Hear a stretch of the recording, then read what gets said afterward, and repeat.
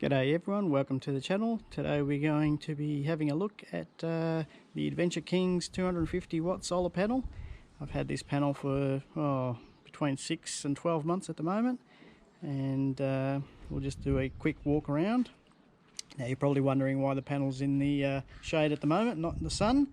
The reason for that is if you have a look behind the panel there, running along the ground, there's a 4-meter cable to the battery, and that's undercover. I don't want to be out in the sun.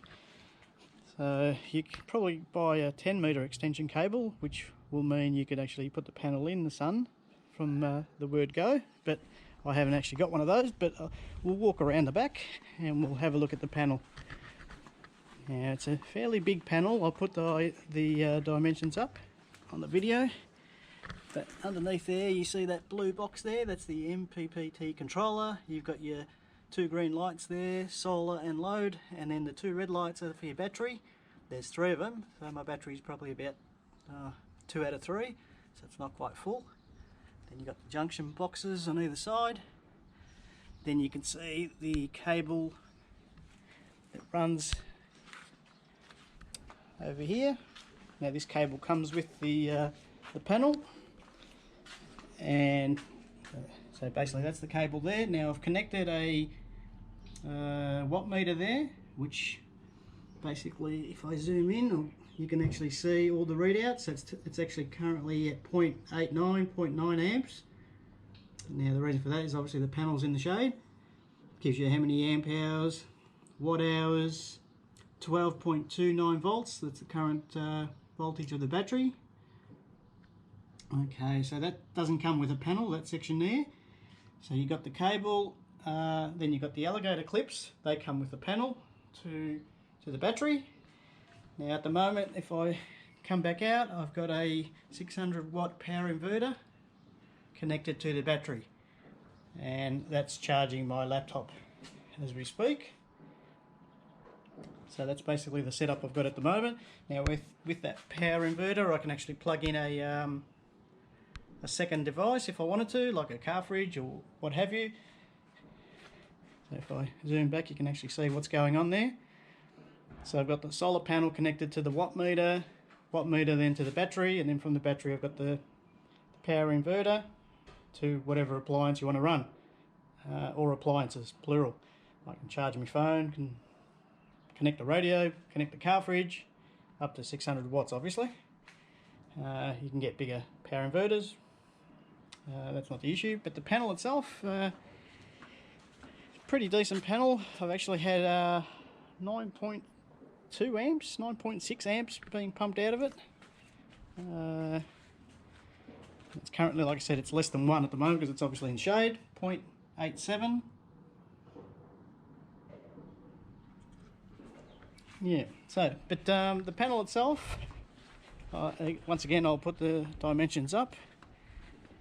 The only drawback I've got with this panel is that it's quite big, quite heavy, and it's not a panel you want to be putting up and folding up every day at a campsite. You're better off going up for one of those solar blankets. But for what it does, it's actually quite good. Now once again I'll load the specs up on the video so you can see.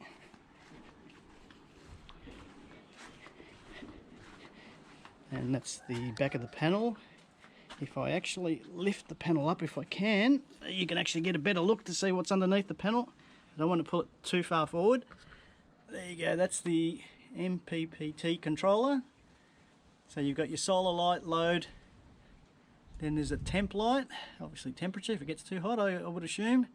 Then you got the 2 battery level lights that are on out of 3, and you've actually got a 5 volt USB output, so you can charge your phone directly from the controller.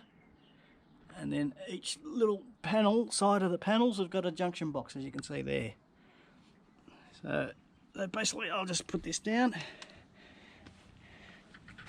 So with the panel you get obviously the panel itself, you get the controller, MPPT controller, and the cabling, and 4 meters worth of cable I think it was, to a set of alligator clips. and you've got so basically that's the cable there, goes to an Anderson plug, and that plug plugs into that, which is your alligator clips.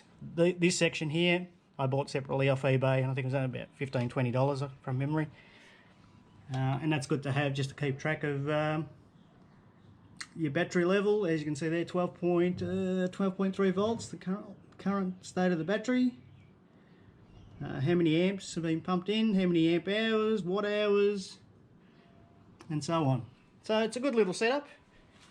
I'll wait here for about an hour or so until the sun sort of turns around, and then as you can see, the sun's sort of creeping the bottom edge now, so within about an hour or so this will be probably in full sunlight. And I've got some play in the cable, so I can actually sort of turn it over that way a bit more if I need to. But yeah, so if you're looking at buying one of these panels, it's a good panel. We'll walk around the front of it again. It's a good panel, but just bear in mind it's the size and weight of it that's probably its only negatives, because it's pretty big.